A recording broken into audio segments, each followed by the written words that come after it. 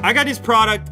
I don't know, I'm interested in it. Will's telling me that this is the world's smallest Ultrabook. That's right, laptop. They're calling it an Ultrabook, like as if it can replace your laptop. But look at the size of the box. It doesn't make any sense right now. I mean, that's one hand. It's called the P2 Max. So we got a little bit of paperwork inside the box. It does look like a full-featured laptop based on this particular paperwork. Oh my God! It's like a shrunken MacBook.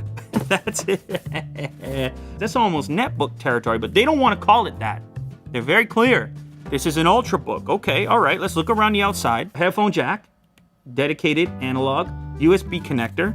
Over on the other side, there's even a Type-C port, another traditional USB, and what is that guy? That's got to be a display port of some kind. You might want another display. You want to get down to business. Now, it's also metal. It's made out of aluminum here, so it's cold to the touch. What are they selling this thing for, Will? $700. Okay, so that's no joke, price-wise. Does it have some Intel in it? Does it have a real chip? An Intel 8th gen processor. So it's a real thing.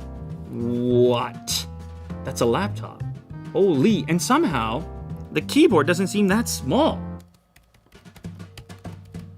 Ooh, quick brown box. The quick, ooh, for something this tiny, it beats typing on a tablet. It beats typing on a smartphone, that's for sure. Now the trackpad is minuscule. A Canadian toonie. You've never seen this before in most parts of the world. It's a coin, and you can tell the trackpad is roughly the height of that coin. The directional buttons here are kind of tiny, but then again, they're also tiny on a lot.